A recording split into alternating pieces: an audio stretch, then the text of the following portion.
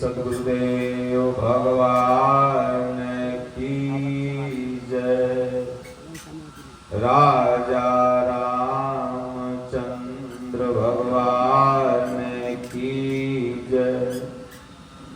बांके बिहारी लाल की जय।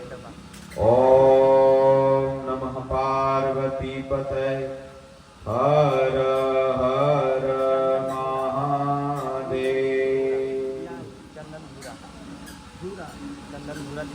स्वामी दीनानाथ परमहंस महाराज की जय।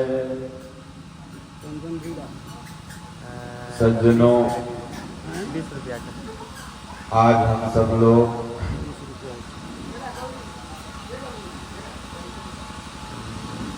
अनिल सिंह जी हैं, पवन जी हैं और भाइयों का नाम हम नहीं जानते। ये पांचों पांडव हैं और आपके ही दरवाजे पर भगवान श्री कृष्ण की परम पुनीत वाणी श्रीमद् भगवद गीता भाष्य यथार्थ गीता का 24 घंटे का अखंड कीर्तन, अखंड पाठ हमारे काशी से पधारे हुए आचार्यों के द्वारा किया गया। आप सब लोगों ने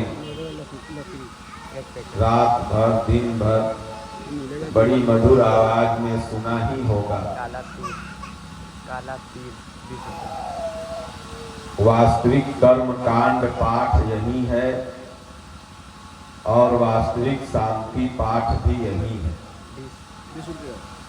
पोंगा पंथी का नाम कर्म कांड नहीं, बल्कि वह क्रिया जिससे जीव साधक कर्म कांड करने लगे, वह कर्म करने लगे, तो वास्तविक में यह गीता पाठ ही कर्म कांड है। अर्जुन पहले कर्म करने से घबरा रहा था, लेकिन जब भगवान द्वारा गीता सुना 18वां अध्याय, तो अर्जुन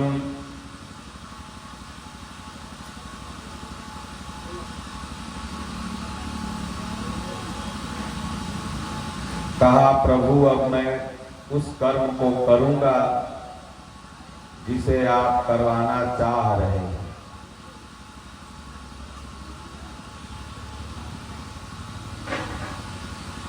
और यही वास्तविक सत्यनारायण व्रत की कथा भी है।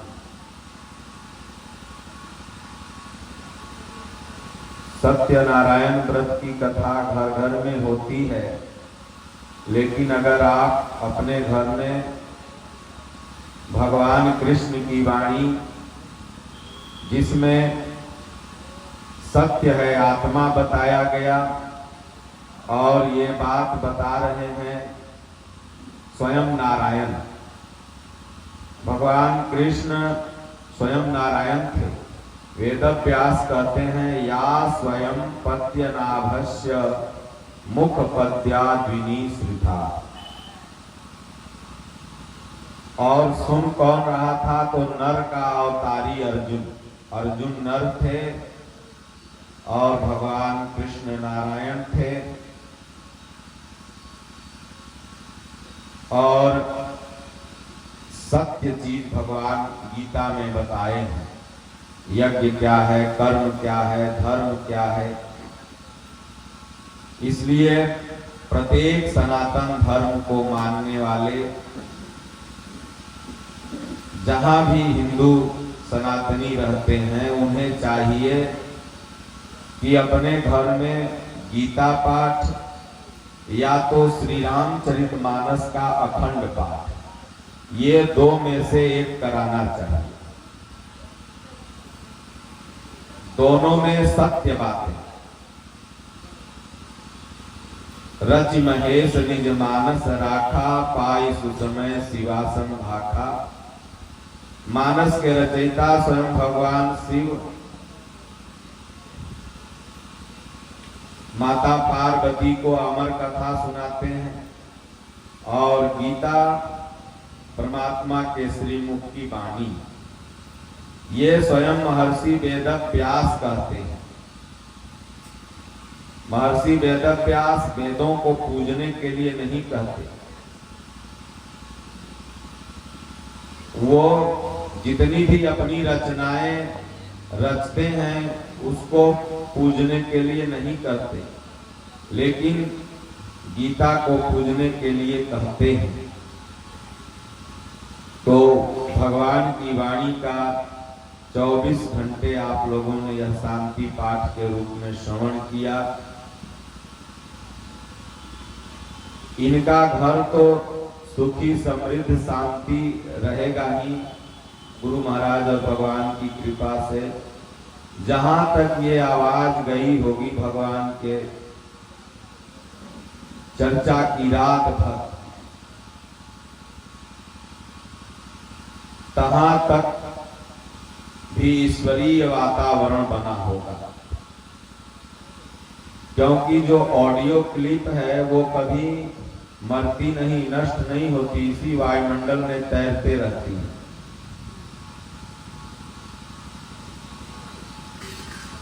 तो उसी परिप्रेक्ष्य में आप लोगों को हम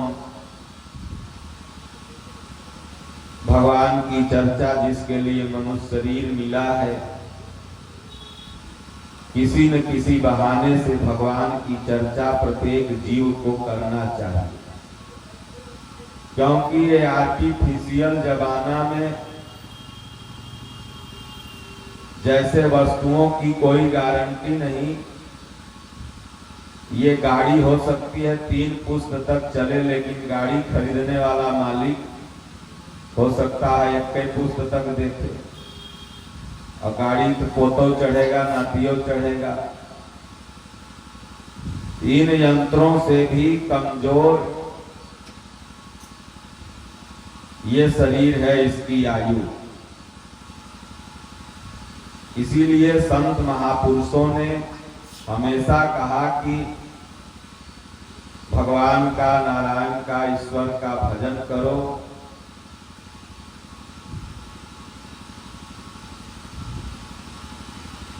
तो दुनिया में आपका कोई कुछ बिगाड़ नहीं सकता। पूरा दुनिया आपका शत्रु हो, लेकिन भगवान अगर मित्र हैं तो कोई कुछ नहीं बिगाड़ सकता। और पूरी दुनिया मित्र हो, अगर भगवान शत्रु हैं तो आपकी आत्मा कभी शांत नहीं हो।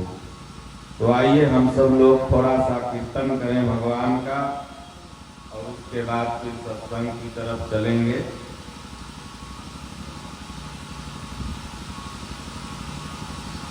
बोलिए श्री सद्गुरुदेव भगवान की जय। बोलो जय सिया राम, जय जय सिया राम।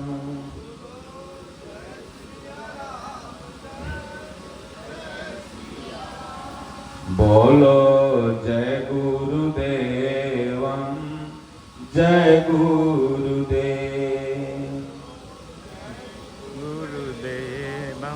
जय गुरुदेव। अब प्रभु कृपा करहु एहि भांति,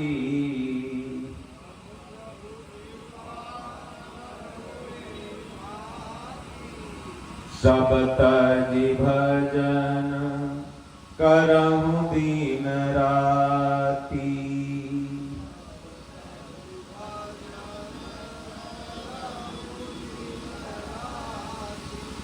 दीन दयाल बिरद संभारी,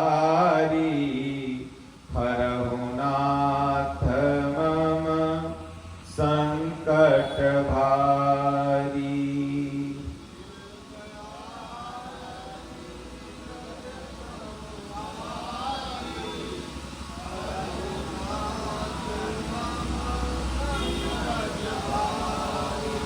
बोलो जय सिया राम, जय जय सिया राम। बोलो जय सिया राम, जय जय सिया राम। जेहि विधि होहि नाथ हित मोरा,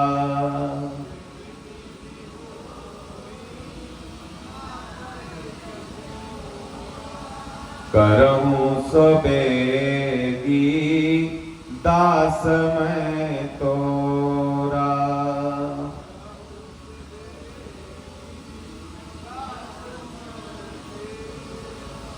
बड़ भागी अंगद हनुमाना,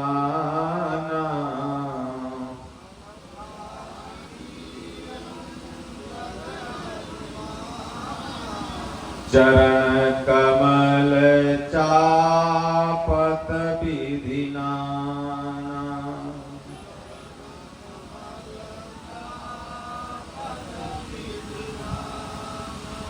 मंगल भवन अमंगल हारी,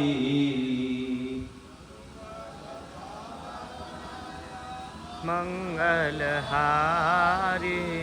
उमा सहित जहि जपत पुरारी।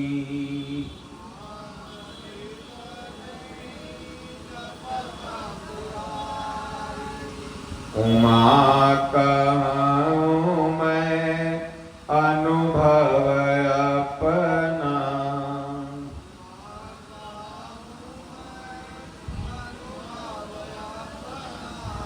सत हरि भजन जगत सब सपना।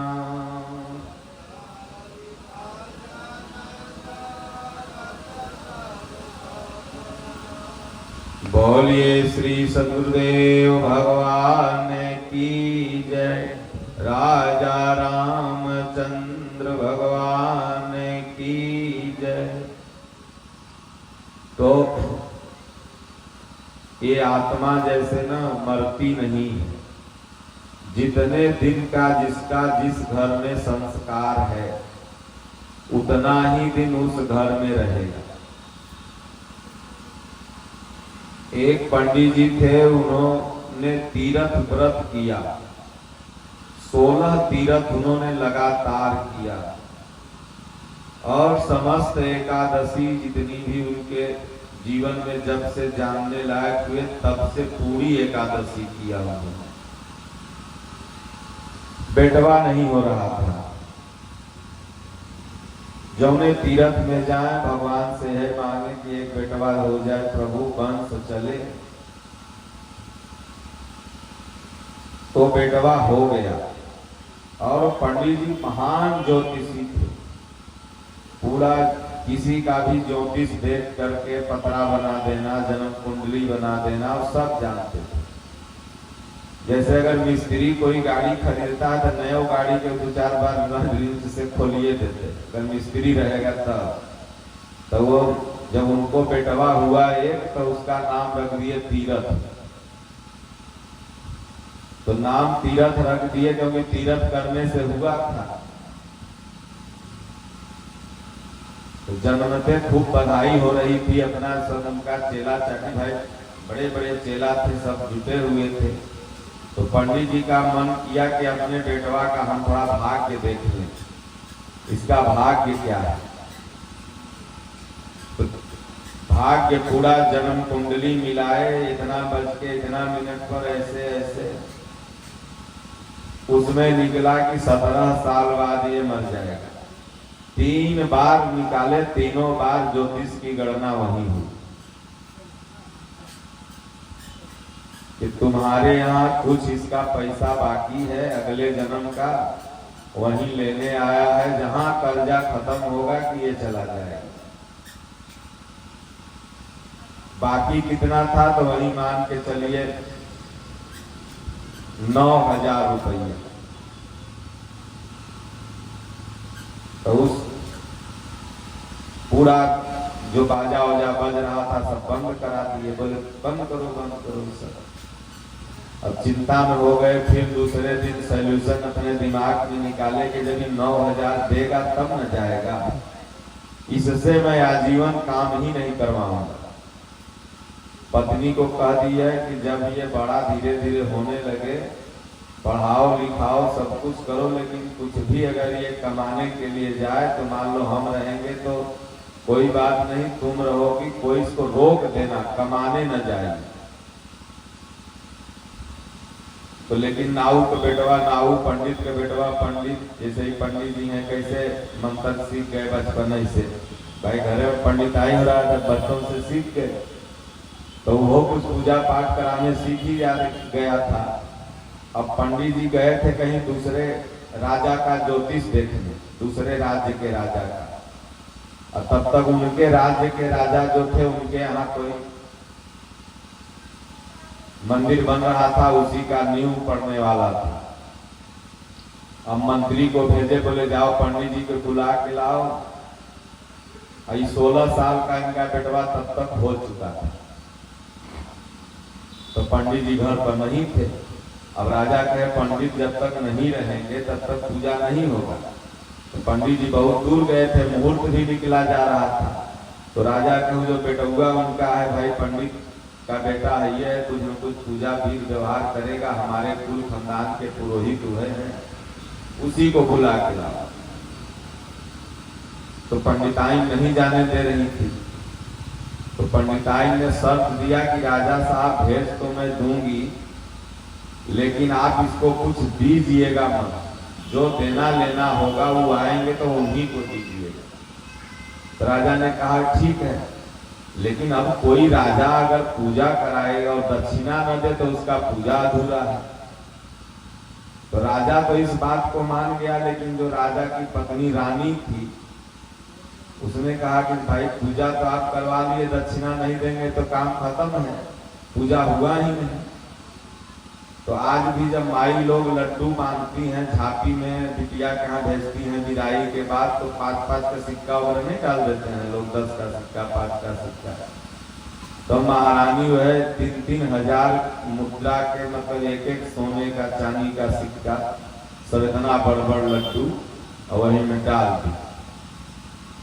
और पंडित जी को बोली कि पंडित जी ये ले जाओ, ये प्रसाद है, दक्षिणा तो हम दे नहीं रहे हूँ, है प्रसाद। अपना वो ले लिए, लाए, माई को दिए। माई जी सोची भाई ये तो प्रसाद लाए हैं, पैसा तो है नहीं इसमें। तो माई जैसे ली और जैसे ले आके ताके पर रखी, तैसे उनके पेट में दर्द चालू। अब पहले फोन वोन तो था नहीं, किसी को भेजी, तब तक घोड़ा से उधर से पंडित जी आ रहे थे। आते आते बेटवा मुंह से लार गजार फेंका, खत्म। तो पंडित जी ने कहा या तो ज्योतिष झूठ है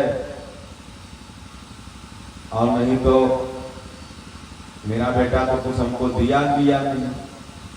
तो बोले कुछ लाया था? बोले नहीं कुछ नहीं लाया, ये 3 लड्डू लाया था। लड्डू लाओ। लड्डू जब खोले तो 1 सिक्का निकला सोने का, ऐसे रखे 2 निकला, 3 निकला। तो बोले वो ये तो 9,000 दिए दिया है। तो ये जीवन सबका कर्जे पर आधारित है, चाहे हम हो चाहे आप हो। और आत्मा का न जन्म होता है न मृत्यु होती है। कल एक भक्त ने पूछा था मोबाइल पर कि महाराज जी, एक तरफ भगवान कह रहे हैं कि आत्मा का न जन्म होता है न मृत्यु, और एक तरफ कह रहे हैं कि अर्जुन तेरे मेरे बहुत से जन्म हो चुके हैं, उसको तू नहीं जानता है, मैं जानता हूं। तो भगवान आखिर में एक तरफ कह रहे हैं न जन्म होता है न मृत्यु, तो तेरे मेरे जन्म कैसे बहुत से हो चुके हैं? तो वास्तव में ये संस्कारों पर आधारित शरीर है, आत्मा अजन्मा है। ये जब तक संस्कार रहता है तो इस शरीर में रहेगा। जैसे आप यहाँ बैठे हैं और आप यहाँ से अपने घर चले, ये मोबाइल आपका यहाँ छूट जाए तो फिर लेने आइएगा ना वापस मोबाइल। इसी तरह से आत्मा निकल के चली जाती है, लेकिन कुछ संस्कार छूट जाता है। तो उसी को फिर भोगने के लिए आना पड़ता है। तो इसलिए हम सब आत्मा हैं। भगवान ने ये कहा गीता में कि अर्जुन ऐसा मत समझ कि हम लोग शरीर हैं, क्योंकि ये शरीर का रूप अगर होता तो एक जैसा होता। दादाजी बैठे हैं, बचपन में कैसे दिखते रहे होंगे, अभी कैसे दिख रहे हैं, तो ये रूप एक जैसा कहाँ रहा? बचपन में कैसा था, बुढ़ापे में कैसा हो गया। तो ये आत्मा का रूप नहीं है, ये तो शरीर का रूप है। आत्मा अपरिवर्तनशील है, इसलिए भगवान ने कहा कि हम सब लोग आत्मा हैं। और ये जो आत्मा है, इसको न शस्त्र काट सकता है, न अग्नि जला सकती है, न वायु सुखा सकता है। ये अविनाशी है। भगवान ने गीता में कहा, अर्जुन नैनम छिदन्ति सहस्राणि नैनम दहति पावकः न चैनम क्लेदयन्तापो न शोषयति मारुतः। इसे कोई काट मार नहीं सकता। इसीलिए भगत सिंह ने अंग्रेजों से कहा, अंग्रेज तुम मेरे शरीर को मार दो, लेकिन मेरे अंदर जो वास्तविक भगत सिंह रूपी आत्मा बैठी है ना, इसे तुम लोग नहीं मार सकते। इसे तो कोई छू ले, ऐसा हो ही नहीं सकता। इसलिए जितने दिन के लिए जिसको रहना है, हम हो आप हो, अन्न जल पूरा होता है, आदमी अपने अपने यात्रा की तरफ चल देता है। जैसे आप स्टेशन पर जाते हैं, ट्रेन में बैठते हैं, दो चार लोगों से मित्रता हो जाती है, लेकिन आपका स्टेशन आता है तो बोलते हैं हालो जी अब जा रहे हैं, वो भी कहता है ठीक है जाइए। जैसे जिसका स्टेशन आते गया, उतरते गया, चढ़ते गया, उतरते गया, चढ़ते गया, ये एक जन्म का रिश्ता है ही नहीं, ये न जाने कितने जन्म का रिश्ता। और इसी यात्रा को अंत करने का नाम ही मोक्ष है, और वो अंत की विधि गीता में है। इसलिए प्रत्येक व्यक्ति को ये समझना चाहिए कि ये जो भी हमारे नात, रिश्तेदार, परिवार, बच्चे हैं, ये हमारी यात्रा में सहायक है, लेकिन जब जिसकी जहां मंजिल आ जाती है वो वहां उतर जाता है।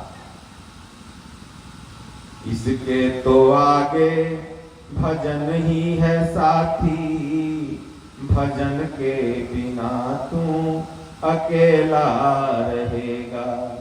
अरे मन ये 2 दिन का मेला रहेगा, कायम न जग का झमेला रहेगा।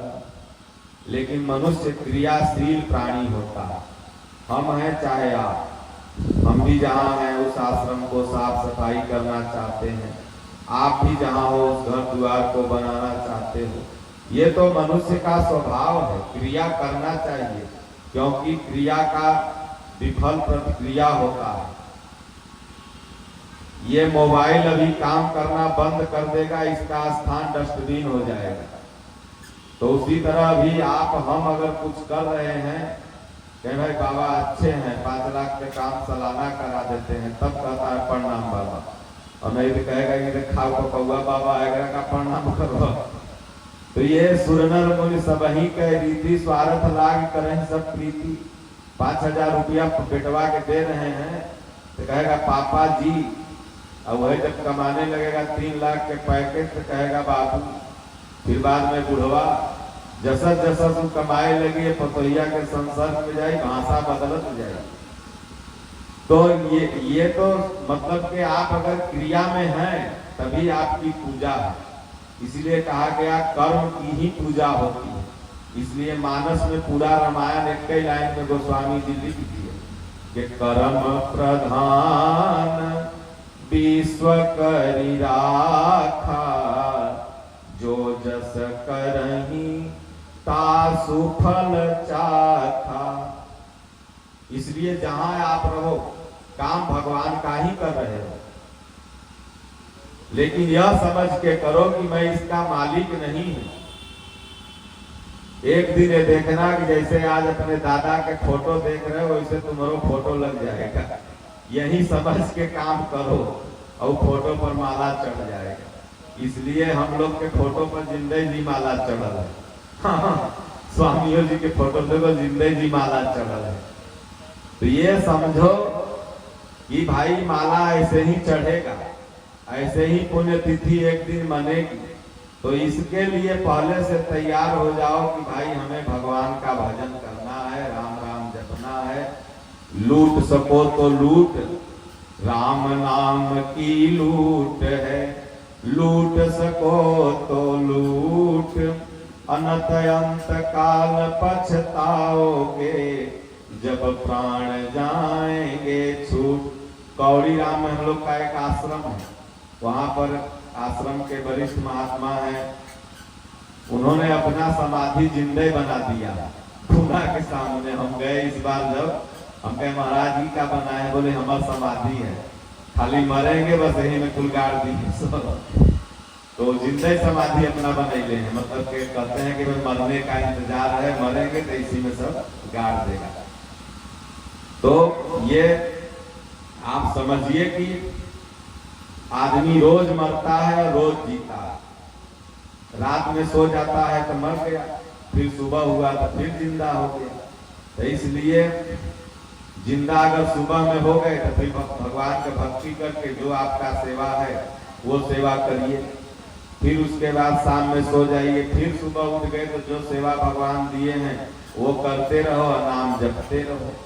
तो इसलिए भगवान कहते हैं कि अर्जुन, ये शरीर मात्र एक वस्त्र है। जैसे आपका पुराना कपड़ा फट गया तो आप नया खरीदने जाते हैं, तो इसी तरह से आत्मा का जब ये शरीर पुराना कपड़ा हो जाता है तो ये छोड़ देती है इसको। वांसांसि जीर्णानि यथा विहाय, नवानि गृह्णाति नरोपराणि, तथा शरीराणि विहाय जीर्णा, नान्यानि संयाति नवानि देहि।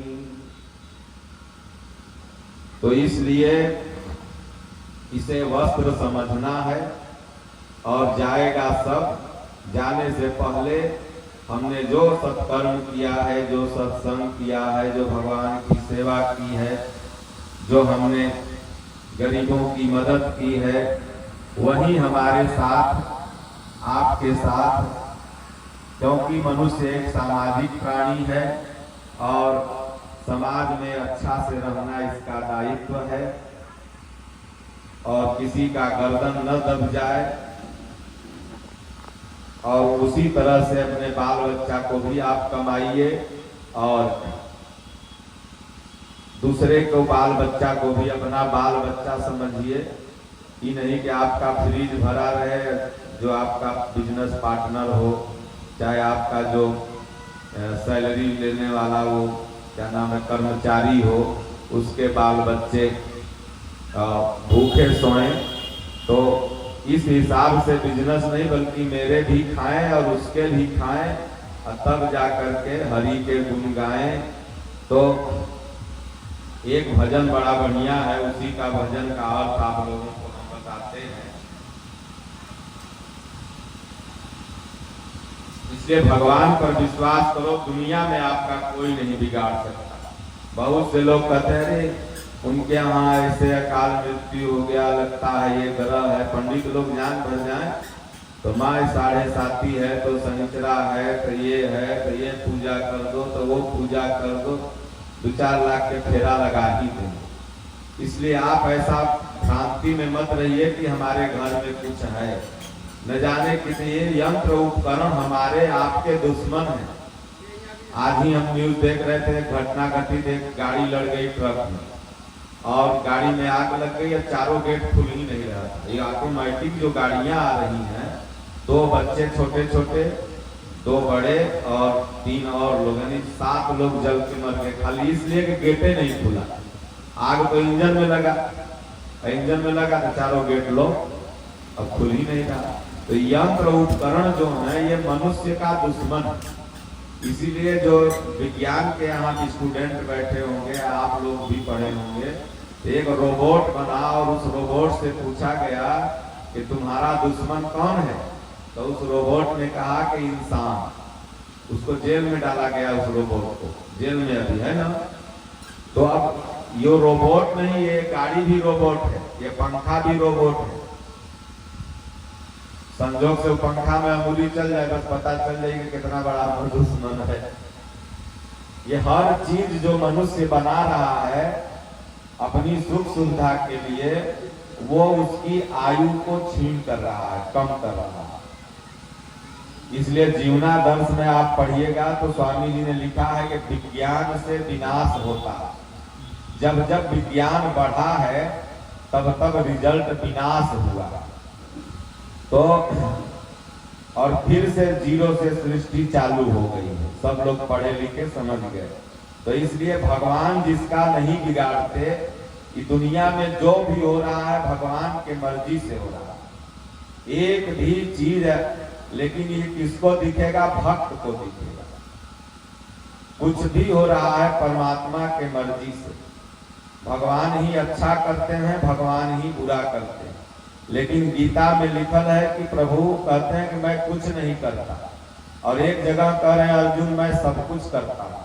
तो जब आपकी दृष्टि अर्जुन जैसा हो जाएगी तब लगेगा कि नहीं, दुनिया में जो हो रहा है वो भगवान कर रहे हैं।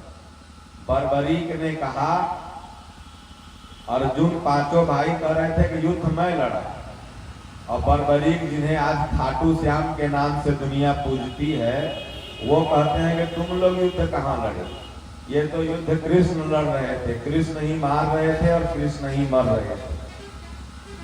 तो बर्बरीक की जब दृष्टि हो जाएगी तब लगेगा कि दुनिया में जो कर रहे हैं वो भगवान। इसलिए भगवान जब तक आपका नहीं बिगाड़ेंगे, दुनिया में कोई डाइन जोगिन कमाई कोई भी आपका कुछ नहीं बिगाड़ सकता। कहें राम ना बिगड़ी है जेकर कोई का बिगाड़ी जी, राम ना बिगड़ी है जेकर केहू का बिगाड़ी जी, राम ना बिगड़ी है जेकर। बीच सभा में देखा द्रौपदी पुकारली से, बीच सभा में देखा द्रौपदी पुकारली से, खैचत चिरवा दुशासन हारी जी, राम ना बिगड़ी है जेकर केहू का बिगाड़ी जी। विप्र सुदामा जी पर फेरले नजरिया, झोपड़ी से बनी गईले महल अटरिया, राम ना बिगड़ी है जेकर केहू का बिगाड़ी जी, राम ना बिगड़ी है जेकर केहू का बिगाड़ी जी। भगत लोग राम पर भरोसा राख, गाव हरि के गुणवा छोड़ी दुनियादारी जी, राम ना बिगड़ी है जेकर केहू का बिगाड़ी जी। जिसका भगवान नहीं बिगाड़ेंगे उसका दुनिया में कौन बिगाड़ सकता है। इसलिए व्यर्थ ये सोचना है कि हमारा कोई अनिष्ट कर दिया। मानस में बाबा ने कहा, कौन का सुख दुख कर दाता, निज कृत कर्म भोग सब दाता। तो एक बार पितामह भीष्म को शकुनी और दुर्योधन रात में जाके इतना जलील किए, बोले ये बताओ आप सबसे बड़े योद्धा हैं और आप अर्जुन को नहीं मार सकते। आप चाहे तो एक दिन में ये युद्ध समाप्त हो सकता है। आप उन पांडवों से मिले हुए हैं, ऐसा आरोप पितामह भीष्म पर जाके शकुनिया दुर्योधन लगाए। पितामह भीष्म सब बर्दाश्त कर सकते थे, लेकिन अगर उनके कोई सत्य निष्ठा पर आरोप लगावे वो बर्दाश्त नहीं कर सकते। आए, युद्ध हुआ और उस दिन उन्होंने शपथ लिया कि कल या तो अर्जुन रहेगा और या तो मैं रहूंगा। और यही कह के युद्ध समाप्त किए और चले गए। अब दुर्योधन पक्ष में खुशी की लहर दौड़ गई। ये लोग तो जान रहे थे कि पितामह भीष्म को तो अमरता का वरदान है, इच्छा मृत्यु का, तो वो तो मरेंगे नहीं। और पितामह भीष्म ने आज तक जो प्रतिज्ञा की है उसको निभाया है, इसीलिए उनका नाम भीष्म भी पड़ा। अब हम लोग युद्ध जीत गए। तुरंत सब मिठाई बांटने लगे। इधर भगवान कृष्ण चिंतित हो गए कि बुढ़वा तो जो प्रतिज्ञा किया है उसको निभाएगा नहीं। अब भगवान कृष्ण जुगाड़ में फिट हो गए कि भाई अब किस तरह से इनके मृत्यु का कारण जाना जाए। तो अम्बा अम्बे अंबालिका की कहानी आप सब लोग जानते हैं। तो वही शिखंडी बनी थी। भगवान तो अंतर्यामी है, सब जानते हैं। तो वह शिखंडी के पास गए। शिखंडिया अपना ऐसे ऐसे कर रहा था और ये औरत पर हाथ नहीं उठा सकते। तो उस दिन शिखंडी सारथी बना।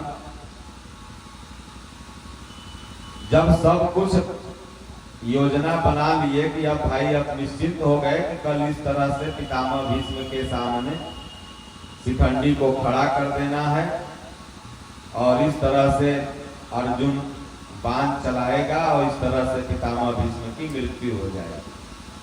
तो जैसे आपको अभी कोई धमकी दे दे फोन करके अननोन नंबर से कि काल निकल सगुना मोड़ पर गोली मार देंगे, रात भर नींद लगेगा? थाना दुआरा डीएसपी मुख्यमंत्री सब जगह पहुंचे तो कौन। अब अर्जुन को धमकी न मिला, वो भी पितामह भीष्म जैसे योद्धा की धमकी।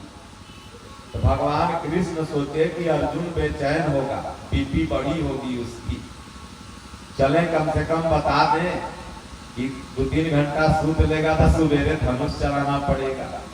भाई ड्राइवर लोग जब सूत लेते ना गाड़ी बढ़िया से चला हुआ है, मतलब ठोक तो किधर नींद में पता ही नहीं चलेगा। तो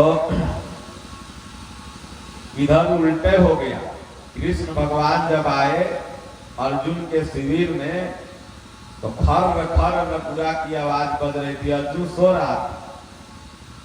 अब भगवान कृष्ण ने अचंभित हो गए जगाए, बोले अरे तुम सो रहे हो, तुमने पितामह भीष्म की प्रतिज्ञा नहीं सुनी, तुमको थोड़ा सा भी भय नहीं है, तुम सो रहे हो।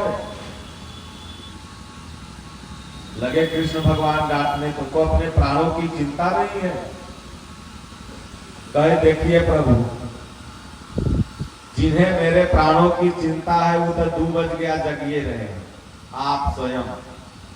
तो हम सोचे कि हम अपन नींद काला खराब करें। हम जब जान गए कि जाके रथ पर केशव ताकर कौन अंदेशव, जब स्वयं आप बैठे हैं हमारे रथ पर, तो हम काला चिंता करें प्रभु।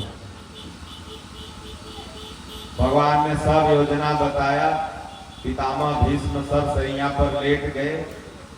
तो इसलिए राम ना बिगड़ी है जेकर कोई का बिगाड़ी दी। अर्जुन ने जब अपने पुत्र को मरा हुआ सुना, क्योंकि एक पिता की सारी संपत्ति पुत्र होता है, सारी तपस्या, और एक गुरु का आज्ञाकारी शिष्य उसकी सारी तपस्या होता है। तो जब पुत्र अगर पिता के सामने चला जाए तो पिता नर्वस हो जाता है, यह स्वाभाविक गुण है। तो अभिमन्यु को अर्जुन इतना मानता था क्योंकि सुभद्रा उसकी सबसे प्रिय पत्नी थी, जो भगवान कृष्ण की बहन थी। और सुभद्रा पुत्र अभिमन्यु, सुभद्रा जी का पुत्र था अभिमन्यु। तो अभिमन्यु को इतना मानते थे अर्जुन कि जब सुना कि 7 महारथियों ने मिल करके मेरे पुत्र को अकेले मारा है। देखिए, अगर किसी भी व्यक्ति की निर्मम हत्या किया जाए तो भारतीय संविधान में भी है कि फिर उस पर 302 का धारा नहीं लगता। मर्डर केस तो सिर्फ अगर आप किसी को इसी तरह मार देते हैं तब 302 लगेगा, उसमें आप बेल आसानी से ले लेते हैं। लेकिन अगर किसी की निर्मम हत्या करें, जैसे जला करके, आंख में सुई भोग करके, कई बार करके, तो ये 302 से भी ज्यादा धारा उसमें लगता। तो ये निर्मम हत्या किया गया था। 7 महारथियों ने मिल करके एक 18 से 19 साल के बच्चे को मारा था। अब अर्जुन पागल हो गया। भगवान कृष्ण कितना भी समझाएं लेकिन वो समझा नहीं। कहा, प्रभु अगर कल, क्योंकि सारे अनर्थ का कारण ये जयद्रथ है, अगर हम जयद्रथ को पीछे नहीं भागे होते तो आज मेरा पुत्र जिंदा होता। कल जयद्रथ को अगर शाम तक नहीं मार लूंगा तो दहकती हुई चिता पर मैं जल जाऊंगा और उसी पर मेरा पुत्र भी जलेगा। भगवान कृष्ण लाख समझाए लेकिन नहीं माना। अब इधर शकुनिया कहा कि जयद्रथ को इतना दूर भेज दो कि अर्जुन जाते जाते ही वहां शाम हो जाए, और शाम हो जाएगा तो अपने मर जाएगा।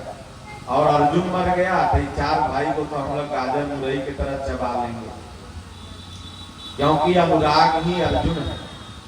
और अनुराग अगर आपके अंदर से खत्म हो जाए तो सारी भक्ति खत्म। आप जो लड़ाई लड़ रहे हैं, जैसे अनुराग है तभी ना गीता पाठ हो रहा है। ये लोग 500 किलोमीटर से गाड़ी से चला के बेचारा रात भर जगा, चंदौली में फिर यहाँ आया। आप लोग रात भर जगे। इसका सूत्रधार कौन है? अनुराग। अनुराग ही अर्जुन है। अनुराग अगर मर गया तो सारा युद्ध समाप्त हो जाता। इसीलिए सारे दुश्मन जो हैं वो अर्जुन को ही मारना चाहते थे। कोई नहीं कहता था कि युधिष्ठिर को मार दो, कोई नहीं कहता था कि भीम को मार दो। सब कहते थे। कर्ण का भी दुश्मन कौन था? तो अर्जुन। दुर्योधन का भी दुश्मन कौन? तो अर्जुन। इसीलिए आपका जो अगल बगल पड़ोसी होगा ना, वो आपके अनुराग को खत्म करता है, विरोधी। का बाबा कहाँ जाते हैं, बाबा कहाँ का रखल है, झूठ मूठ के 2000 के तेल जला के जाते। विरोधी ये सब अनुराग को खत्म करेगा कि बाबा से इसका प्रेम खत्म हो जाए। का भोलेनाथ के मंदिर में जाते हैं, का कुंभ में गए, इतना लोग मर गए ना, उतना लोग मर गए ना। अब आपकी हो गई अश्रद्धा, अब वहीं से आप जाना बंद कर दिए। अब सारा दुश्मन आप पर हावी हो गए। तो जब मंदिर जाना अगर बंद करोगे तब कहाँ जाओगे? मैं खाना में तो जाओगे, बियर बार में जाके डांस करोगे, दारू पी के, और क्या करोगे भाई? कहीं अगर अच्छा जगह छोड़ोगे तो बुरा जगह जाओगे। मन का तो स्वभाव है। इसीलिए विरोधी जो दुश्मन होता है वो आपको अनुराग को खत्म करेगा। अरे मत जाओ, क्या रखा है गीता पाठ में? क्यों पढ़ते हो तुम लोग? क्यों 5-5 घंटे पढ़ते हो? लेकिन जो भक्त होगा वो कहेगा कि यहाँ एक बार हम लोग गीता पाठ नहीं पढ़ पा रहे हैं, और अगर ये मंडली वाले रोज गीता पाठ पढ़ रहे हैं तो कितने भाग्यशाली। जो भक्त होगा इस तरह से कहेगा, और जो भक्त नहीं होगा वो कहेगा का रखल बा, उपन्यास पढ़ो, हीरो हीरोइन की कहानी पढ़ो। सोचिए, भारत के इतिहास के साथ बड़ी छेड़छाड़। एक व्यक्ति मेरे यहाँ बोला, महाराज ये भारत की खोज की गई है। हमने कहा खोज जो किया था वो कई सौ वर्ष पहले किया था। बोले वही मान के चलिए कोलंबस वगैरह 300-400 बरस पहले 500 बरस पहले खोजा होगा। हम कहे राम जी तो 9,60,880 वर्ष पहले हुए थे, मतलब 10 लाख वर्ष पहले। उस समय कोलंबस के छरदादा जिंदा थे। इतना पुराना इतिहास शिव भगवान करोड़ों वर्ष पहले हुए। उसको छोड़िए, भगवान बुद्ध जिस धरती से हम लोग अभी है वैशाली, और भगवान बुद्ध की ये जन्मस्थली मानी जाती है, और वह वैशाली का इतिहास 2500 वर्ष पुराना है भगवान बुद्ध के चलते। सोचिए, और ये 200, 400, 500 पहले वर्ष में इतिहासकार छोटे छोटे ससुरे आए और कह रहे हैं कि भारत की खोज हुआ था। पूरा विश्व ही तो भारत था, लेकिन यहाँ सनातन धर्म के, सनातन के गौरवशाली परंपरा को इन इतिहासकारों ने तोड़ा। ये संत पॉल और संत जॉन्स जैसे स्कूलों की पढ़ाई हुई विद्या है, जो राम को नहीं मानता, कृष्ण को नहीं मानता। अब भारत के 90% वीआईपी वर्ग के बच्चे इन्हीं स्कूलों में पढ़ रहे हैं, और यहाँ पर आपके शास्त्र और संस्कृति का अनादर किया जाता है। मैं उन सभी लोगों से हर जगह अपने सत्संग में निवेदन करता हूँ कि आप ऐसे स्कूलों में अपने बच्चों को कदापि न पढ़ावें जहाँ राम और कृष्ण की इज्जत न होती हो, जहाँ सनातन धर्म के बारे में दुर्वचन बोले जाते हैं, जहाँ पर आपकी संस्कृति को ओल्ड संस्कृति बताई जाती है। आप ऐसे स्कूलों में पढ़ाएं। मैं सर्वे किया हूँ, राजगीर में बिहार शरीफ में एक सरस्वती शिशु मंदिर है, वो लगभग 15 साल में 10 आईपीएस दे चुका है। दीघा में या अगल बगल तमाम कॉन्वेंट स्कूल खुले हुए हैं, संत जॉन, संत पॉल, अभी तक 3 आईपीएस दे पाए हैं वो लोग 30 साल में। अब सोचिए 10 बरस में 10 आईपीएस दे दिया सरस्वती शिशु मंदिर, और ये कितने दे पाए? 20 बरस में 3 आईपीएस। पढ़ाई कहाँ बढ़िया हो रही है? तो इसलिए हमारी आपकी भूल है कि बाप रे, दीघा में अगर गर्भ विद्यालय में लड़की का एडमिशन हो गया तो लगता है भगवान मिल गया। भगवान नहीं मिला। समझ लो कि 15-20 वर्ष में कोनो साथे भाग जाएगी और कुछ नहीं होगा। उन सब स्कूलों का यही दशा है। तो इसलिए अपने सनातन संस्कृति से आपको प्रेम कनेक्शन करना होगा। और भारतीय संस्कृति पूरी दुनिया ही पहले भारत थी। भरत का इतिहास देखिए, जड़ भरत का इतिहास देखिए। तो इसलिए आप अपने पूर्व इतिहास में जाएं। तो कहें कि अर्जुन ने कहा भगवान कृष्ण से कि प्रभु, जयद्रथ को बहुत दूर चला गया है, रथ थोड़ा तेजी आप हाँको, नहीं तो काम गड़बड़ा जाएगा, सूर्यास्त हो जाएगा और हम जल जाएंगे, अपने पुत्र का बदला नहीं ले पाएंगे। भगवान थोड़ी दूर रथ हाँके, फिर बोले रथ तुम्हारे सही नहीं है, घोड़े थक जा रहे, लगता है ग्रीस मोबिल चक्का में कम है। अर्जुन तुरंत घोड़न का मालिश किया, फिर भगवान कहे घोड़े पियासल हैं, फिर वहीं पर मारा बाण, समर सेबुल, तुरंत पानी निकल आया। जब आज समर सेबुल से आप बोलिंग कर सकते हैं तो ये घटना कोई काल्पनिक नहीं, बांध से भी पानी निकल सकता है, क्योंकि समर सेबुल ऐसे ऐसे घूम के तो छेड़े न करता है।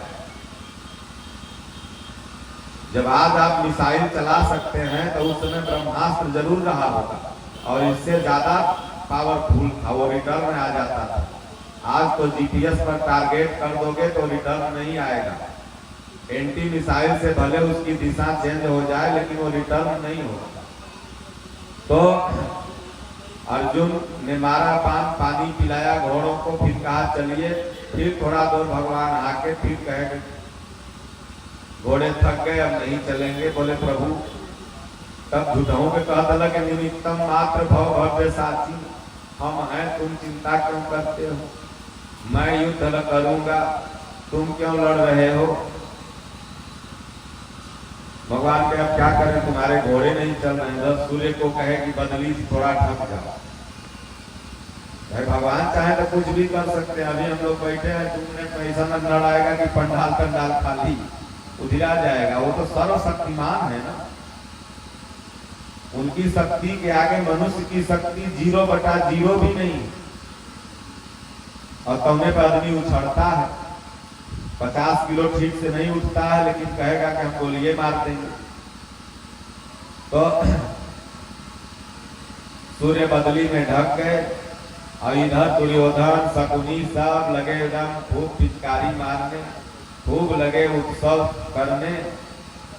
वाह भाई अब तो अर्जुन मर जाएगा, ऐसा करो कि जयद्रथ को भी लिया के मेरे सामने खड़ा कर दो, क्योंकि शत्रु को मरते देख बड़ा आनंद आता है। आपका कोई पटीदार हो और उसका एक्सीडेंट हो जाए और आपका वो दुश्मन हो, तो वो दिन जरूर खीर पूरी घर में बनाएगा, भले बहरे से जाकर कहेगा अरे बड़ा कैसन हो गोड़वा, एक जगह टूटल बा कि 2 जगह, तो ना एक जगह टूटल बा, मैंने कहा कि 3 जगह और टूट जाता बढ़िया रहा बोलिया। लेकिन वो बाहरे से खाली जाके तेल लगाएगा। तो दुश्मन को मरते देख बड़ी खुशी होती है। जयद्रथ को बुला के लाओ, जयद्रथ आके खड़ा हो गया। भगवान कृष्ण कहेंगे सूर्य भगवान थोड़ा बदली से निकल आओ, बदली से सूर्य भगवान निकल गए। भगवान के देखो अर्जुन वो रहे सूर्य, बदली थी तो हमको लगा कि शाम हो गया, और वो रहा तुम्हारा दुश्मन जयद्रथ, मार ससुरा भागे न पाए। मारा ऐसा बाण गर्दन ले जाके उसके पिता के गोदी में पटक दिया, क्योंकि पिता कहा था कि जब तक मैं नहीं कहूंगा मेरा जयद्रथ पुत्र मरेगा नहीं।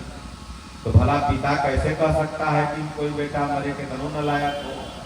तो जब वो भजन कर रहा था हवन, वही समय जाके उस लाश का एक सर गिर गया और वह उठा के पटक दिया। जयद्रथ के भी 7 टुकड़े हो गए, बापों के 7 टुकड़े, क्योंकि पटका तो हुआ था जमीन पर। तो इसलिए भगवान जब तक रक्षा कर रहे हैं, जाको राखे साइया मार सके ना कोई, बालन बाका कर सके जो जग बैरी हो। इसलिए ऐसा मत समझो कि कोई हमको कुछ कर दिया है, हमारे घर में कुछ है।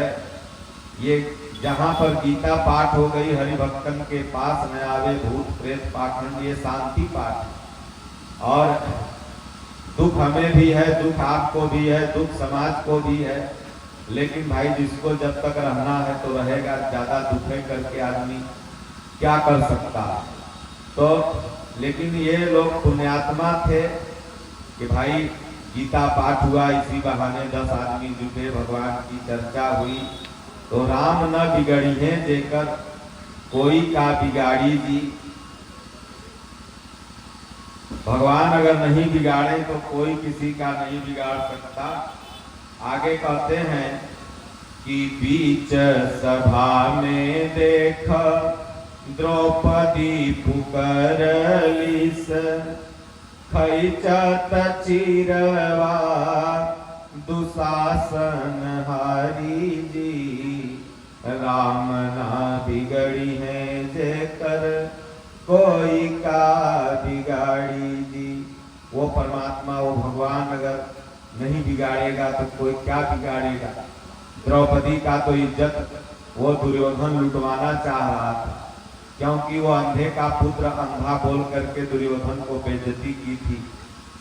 और दुर्योधन कहा कि इस द्रौपदी को मैं भरी सभा में नंगा करूंगा, जैसे इसने मेरी इज्जत को भरी सभा में नंगा किया। तो जब षड्यंत्र के द्वारा पांडव जुआ में हार गए, यहाँ तक कि द्रौपदी भी हार गई। द्रौपदी को हार गए ये लोग जुआ में, तो हारी हुई संपत्ति तो मालिक की हो जाती है। इसलिए समाज में अभी 2 बुरी आदत है, एक जुआ और एक नशा। देखिए पहले का जुआ दूसरे जैसा था, आज का जुआ इस मोबाइल में आ गया है।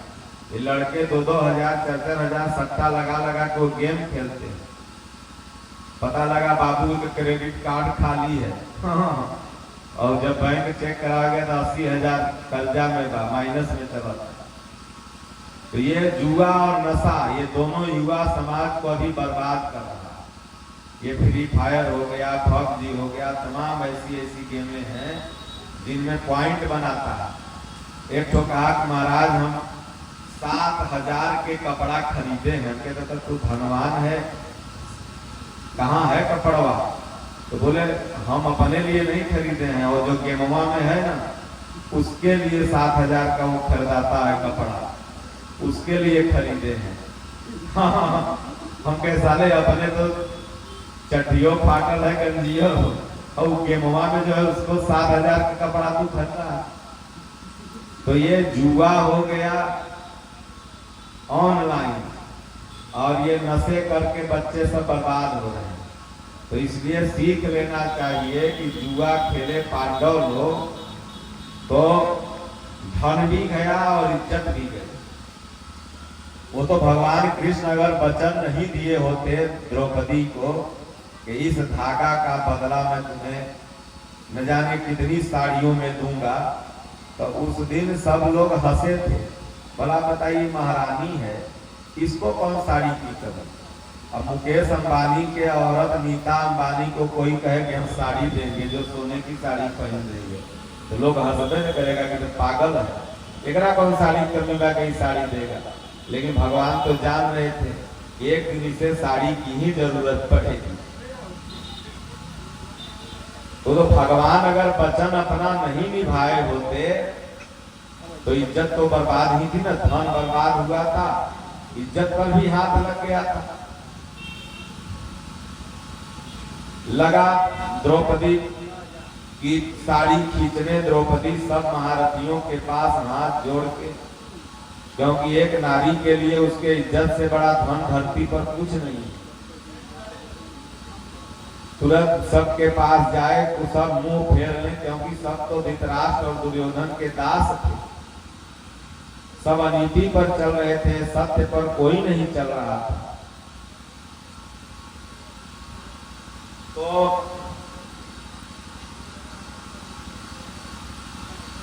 वो जब थक हार गई तब सोची कि कोई नहीं बचाएगा, और इधर रूपमणि सत्यभामा कह रही है भगवान से, प्रभु जाकर के आपके बहन पर विपत्ति आई है, आप यहाँ मुस्कुरा रहे हो बैठ के। भगवान कह रहे भाई मैं तो जाने के लिए तैयार हूँ, खड़ा हूँ ओढ़ा हूँ पहन के, हमको बुलाए तब तो, अभी बुला ही कहाँ रही है। इधर द्रौपदी बेचारी तब जब देखी कि ये सब कोई सब लुटेरे हैं, हमारी इज्जत को बेइज्जत होना ही देखना चाह रहे हैं, तो जाओ कन्हैया को जो करना होगा करेगा, काला साड़ी हम पकड़े। और छोड़ करके कृष्ण भगवान को लगी बुलाने। सज्जनों, जब दुनिया में कोई न काम आए तो एक बार भगवान को जरूर पुकार लेना, वो भगवान आपकी मदद करेगा, वो सुरंग से निकाल लेगा, काल के मुंह से निकाल लेगा। ज्यादा दूर नहीं, बगल में सोनपुर है, मेला लगता है, आप लोग का तो गृह क्षेत्र, वहां पर गज और ग्राह की लड़ाई हुई।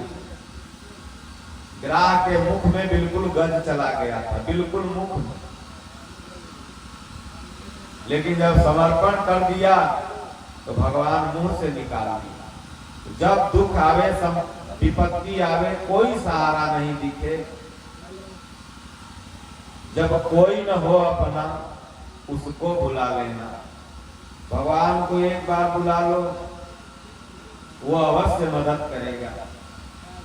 कृष्ण भगवान आए, उपमा अलंकार में कवियों ने लिख दिया कि साड़ी बीच नारी है कि नारी बीच साड़ी है, कि साड़ी ही नारी है कि नारी ही साड़ी है।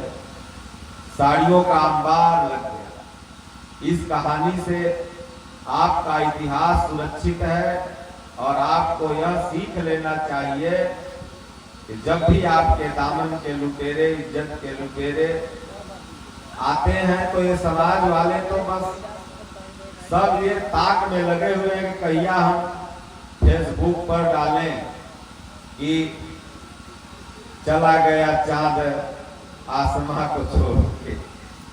कोई मन जाए नहीं डाल दे रहे, चला गया चांद कहाँ आसमां को छोड़, एक आह तो भरी होगी। वो इंतजार में है, ये मत सोचो इज्जत तुम्हारी खींचने के लिए तैयार है। वो 10 तो केस में फंसाने के लिए तैयार हैं, उनको मौका नहीं मिल रहा। इसलिए इस संसार से क्या अपेक्षा करो। जो जिंदा में टंगरी खींचता है, कह गजब की एकता देखी जमाने में, जिंदों को गिराने में या मुर्दों को उठाने में। जिंदा लोगों को टंगरी खींच रहा है, फंसाए न दूगो केस में के इनका समझती है पुरावत जा 2-4 बीघा बीत जाए। और जब मर जब कहलावत नहीं हम थोड़ा दूर पहुंचाए नहीं, बड़ा बढ़िया आदमी है। गजब की एकता देखी जमाने में, जिंदों को पैर खींचने में और मुर्दों को उठाने में। तो इसलिए भगवान ने द्रौपदी तो खैंचत चिरवा दुशासन हमारी। ये समाज में दुशासन प्रवृत्ति के लोग ज्यादा हैं और ये अपना तर्क वितर्क लगाते लगाते फेंचकुल फेंक के गिर जाएंगे। अगर आप भगवान के भरोसे हो, ईश्वर के भरोसे हो, तो कोई न कोई रूप में वो आकर के आपकी मदद करेगा, कोई न कोई रूप वो बना लेगा। नंदा नाई था, जा रहा था दुर्योधन की सेवा करने, रास्ते में 5 महात्मा दिखाई पड़ गए। सोचा इन महात्माओं को भोजन करा लूं। जैसे महात्मा जी बैठे हैं, हम लोग बैठे हैं, तो आप लोग दरवाजा पर आए हैं। अब लगा भोजन कराने की विधि तो होने लगा, सत्संग है, महात्मा जहाँ जाएंगे तो सत्संग सुनाएंगे, क्योंकि उससे हमको भी लाभ है, आपको भी। कहत सुनत सब कर ही तो होई, राम कथा मुद मंगल कोई। हमने जितना बार राम का नाम लिया, भगवान का लिया, हमको प्रॉफिट। आपने जितना बार कान से सुना, आपको प्रॉफिट। तब होने लगा सत्संग, समय का आभास ही नहीं लगा।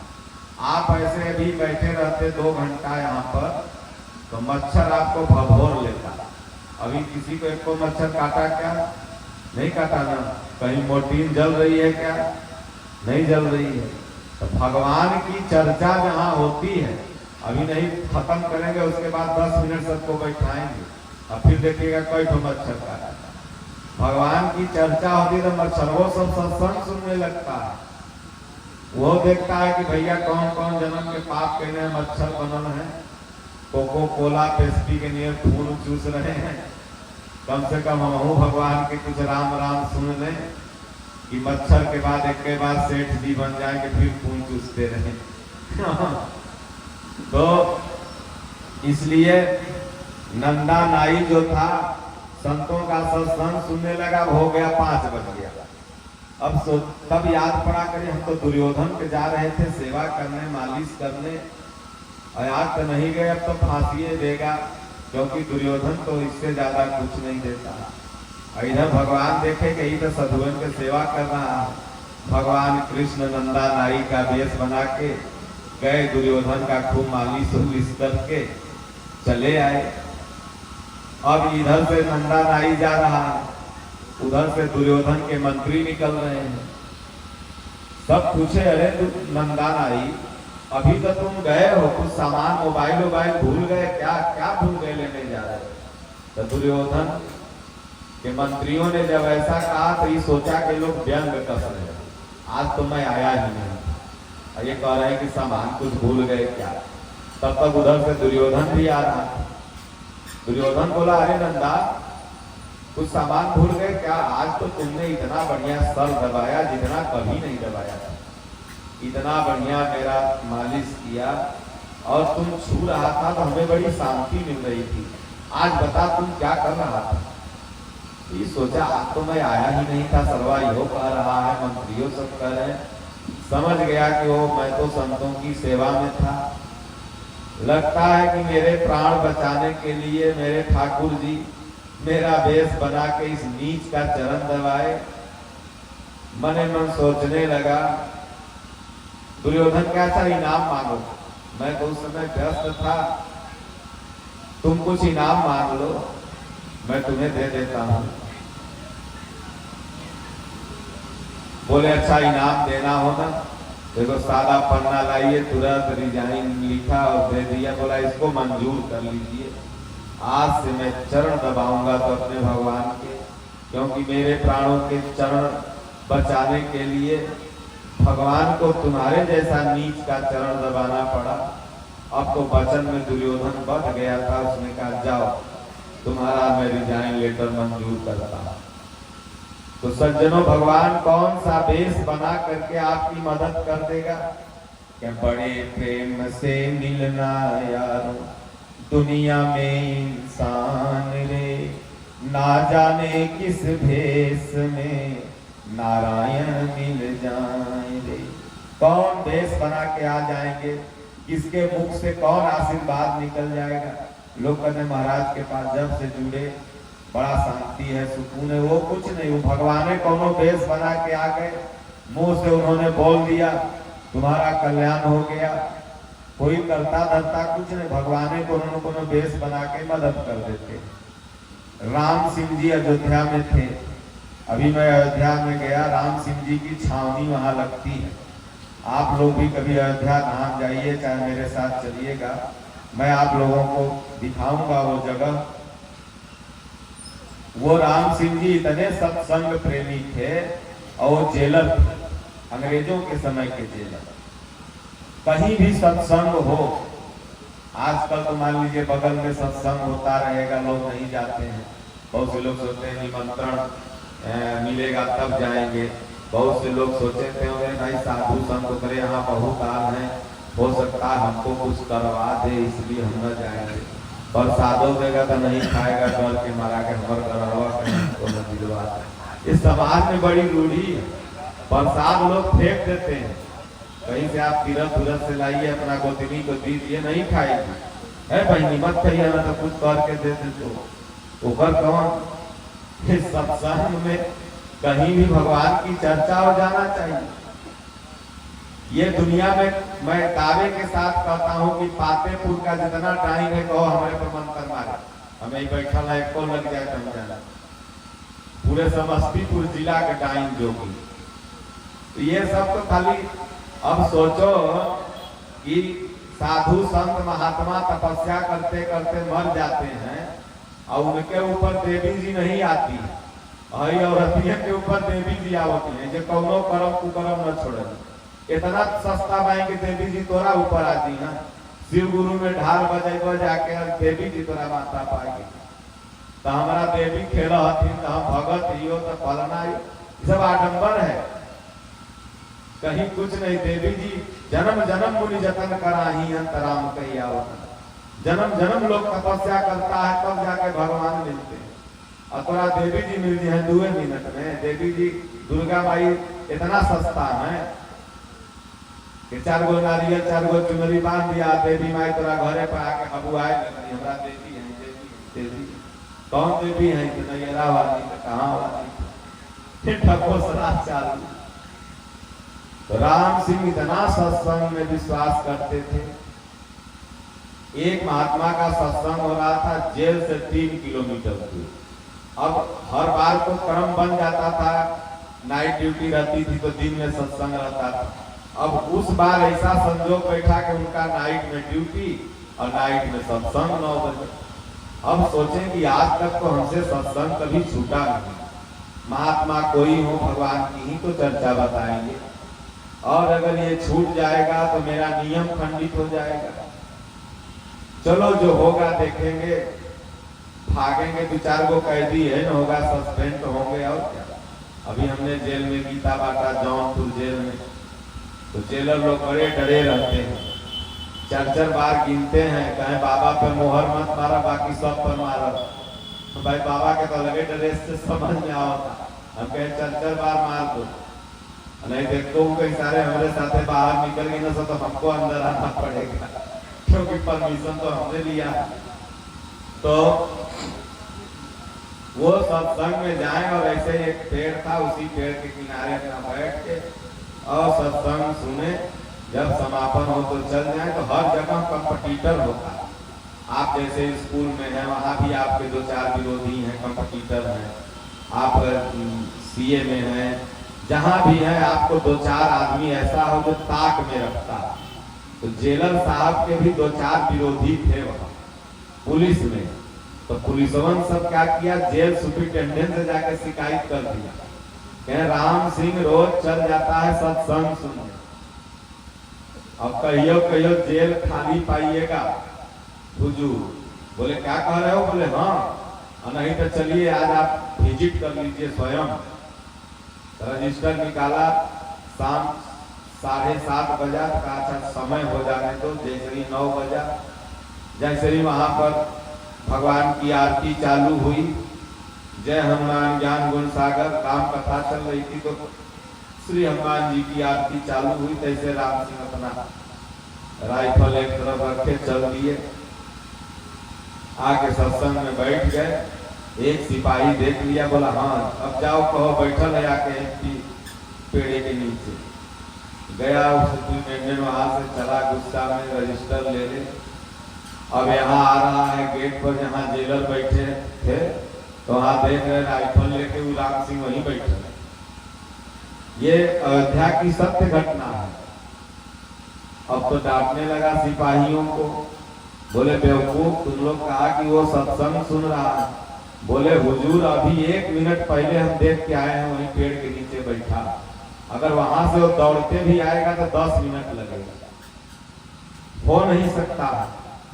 जैसे मैया कौशल्या ने रामायण में देखा ना कि यहाँ दुई बालक देखा, अमति भ्रम मोर की आन बिसेखा।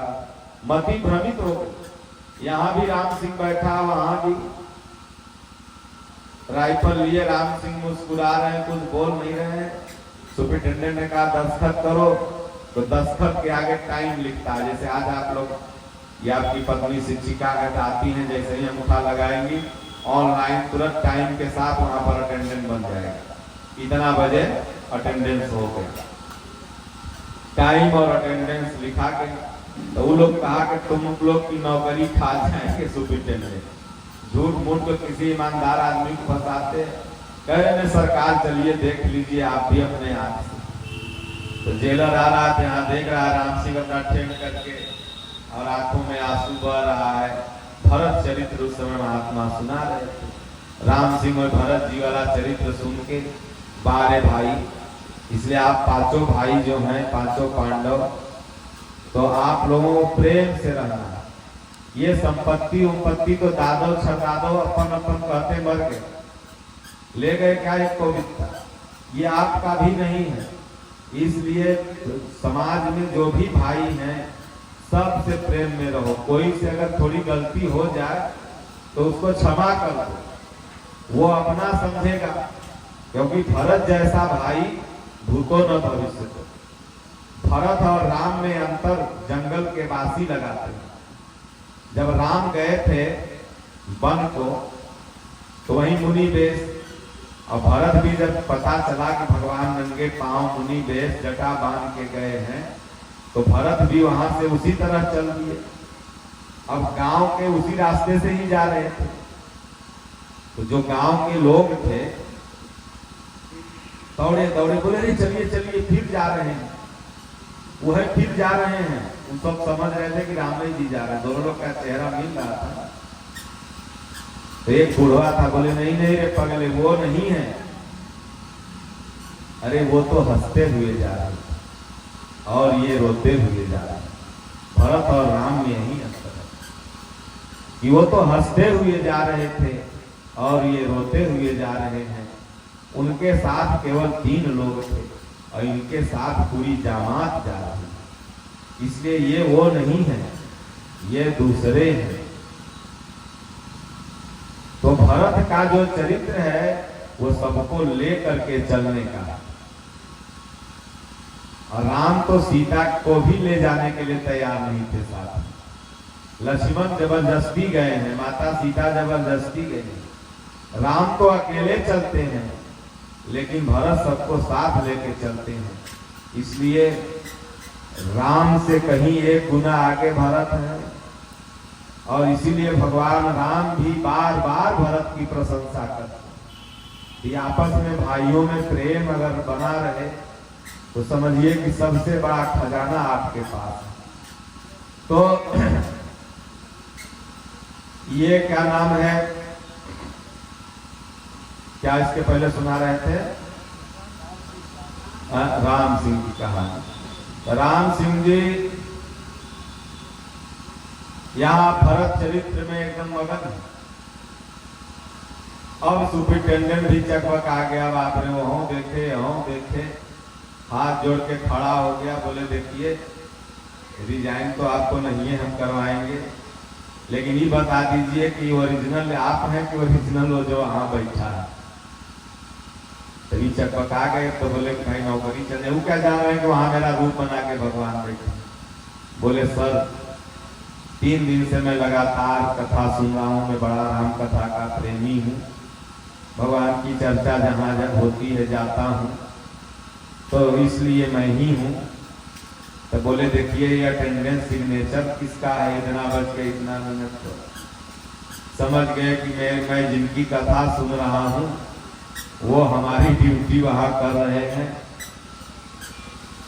सज्जनों आप ऐसा मत सोचो, कोई न कोई बहाने से वो आपको दे देंगे, जितना घाटा हुआ रहेगा आपको 10, 20, 50 दिन, महीना, साल भर में लगेगा कि वो पूरा हो गया।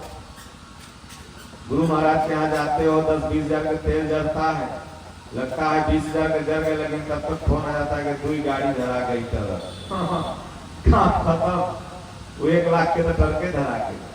तो ये भगवान तुम उनकी ड्यूटी बजाओ, वो तुम्हारी ड्यूटी बजा रहे हैं। तब राम सिंह ने कहा कि अब हमारा इस्तीफा मंजूर करें प्रभु। फिर सुपरिटेंडेंट साहब आज से मैं अगर सुनूंगा केवल भगवान का सत्संग, ठाकुर जी की करूंगा सेवा, जहां भी जाना होगा उन्हीं का भजन करूंगा। राम सिंह जी की छावनी आज भी अयोध्या में लगती। एक महात्मा है वृंदावन में, पगला बाबा, वो जज थे और एक सूद शॉर्ट में बता देते हैं, 1 मिनट का कहानी है। सूद देने वाला व्यक्ति एक भगत को ठग रहा था। एक बार सूद मोड़ ले लिया और फिर रजिस्टरवा में लिख दिया और फिर तो उसके हाथ तगादा करने लगा कि तुम्हारे यहाँ मेरा बाकी है। वो बेचारा भोला भाला आदमी था, बोले भाई सेठ जी मैंने तो आपका दे दिया। बोले नहीं देखो रजिस्टर में तुम दस्तखत किए हो, बाकी है।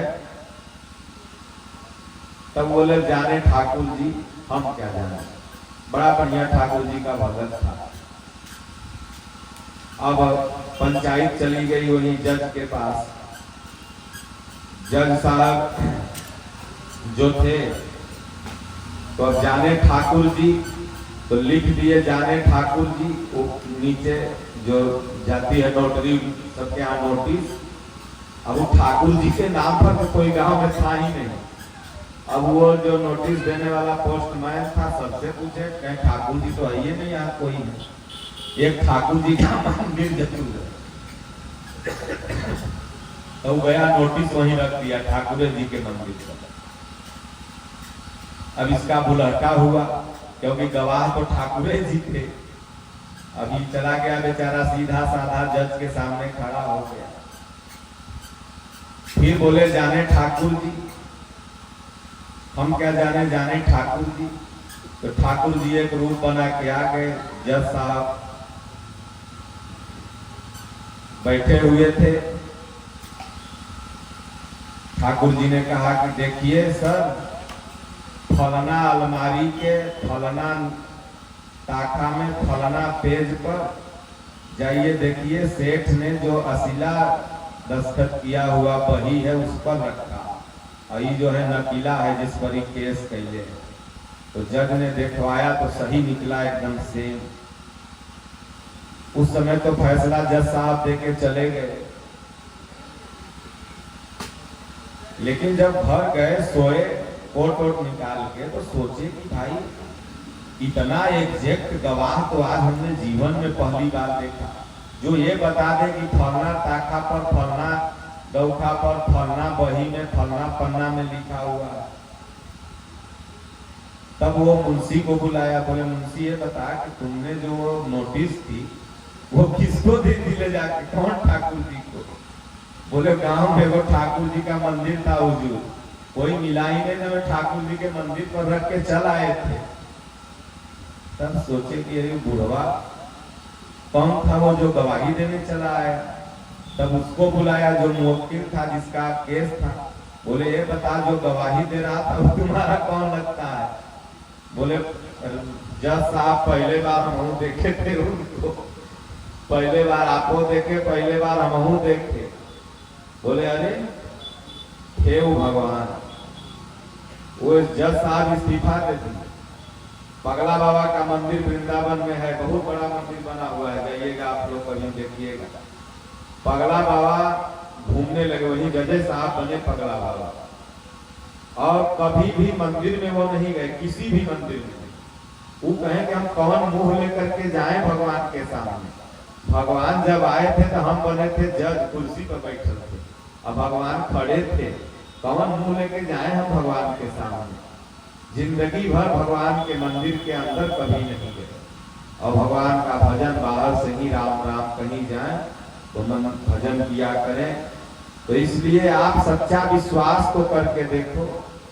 प्रेम से पुकार हरि, दौड़े दौड़े आएंगे। ये तो तुम्हारे हमारे में क्या औकात है कि कुछ कर लेंगे। अरे हमारे तुम्हारे जैसा ही शरीर वाला है कि बेचारा साइकिल देख के तरसता कि हमारे एक साइकिल हो जाए, कहे महाराज एक हमें बड़का मोबाइल हो जाए। कितना शौक रहता है लोगों का, महाराज हमको भी एक तो घर हो जाता रहने को। तो हमारे तुम्हारे में कहाँ औकात है कि हम कुछ बना सकते हैं। वो तो किसी जन्म का तुम्हारा करनी है, पुण्य है, पुरुषार्थ है, वो ईश्वर दे रहा है। नहीं तो हमारे ही आपके जैसा तो लोग ओवर ब्रिज के नीचे रहने को मजबूर हैं, ऐसे ऐसे तालाबों के किनारे रह रहे हैं जहाँ पर इतना बड़ मच्छर है, जहाँ महक रहा है। अगर आपको रूम एक्सप्रे दिया हुआ है तो ये आपके किसी जन्म के पूर्व कमाई है, किसी जन्म का सत्कर्म है, इस जन्म का सत्कर्म है, मिल रहा है। तो इसलिए सज्जनों, अपना बाहुबल मत समझो कि मेरे बाहुबल से हो रहा है, सब उसके बाहुबल से हो रहा है। इसलिए यही भाव के साथ मैं सत्संग समापन करूंगा कि करते हो तुम कन्हैया, मेरा नाम हो रहा है। प्रभु आपकी कृपा से सब काम हो रहा है। गुरु आपकी कृपा से सब काम हो रहा है। इसलिए भगवान पर समर्पण करके अपना अपना जिसको जो ड्यूटी मिला, ये नहीं करें कि सब लोग मेरे साथ आ जाओ, सब साधु बन जाओ, सब घूमने लगो, चंदा काटने लगो, नहीं। जिसको जो काम नारायण ने दिया है, life is story, word the stage, man is the actor, God is the director. हम लोगों को जो एक्टिंग उस परमात्मा ने दिया, हमें एक्टिंग दिया है कि 4 भक्तों को सत्संग सुनाओ, आपको एक्टिंग दिया है कि आप डॉक्टरी करो, इनको एक्टिंग दिया है कि सीए का जीएसटी एसएसटी करो। जिसको जो एक्टिंग दिया है उस रोल को करो, लेकिन बस सुबह शाम भगवान का भजनिया न छूटे, राम राम राम राम जपो। और जब ऐसा करोगे तो जो इच्छा राखो मन माही, हरि प्रसाद कछ दुर्लभ नाही। जो मन में होगा वो नारायण पूरा करेंगे। बोलो गुरुदेव भगवान की जय, राजा रामचंद्र भगवान की जय, बाके बिहारी लाल की जय। ओम नमः पार्वती पतये, हर हर महादेव। हरि ओम। शांति शांति शांति। कोई भजन वजन नहीं सुनाएगा? भाई लोग चाहे कोई, किसी को भजन वजन सुनाना है तो सुना सकता है।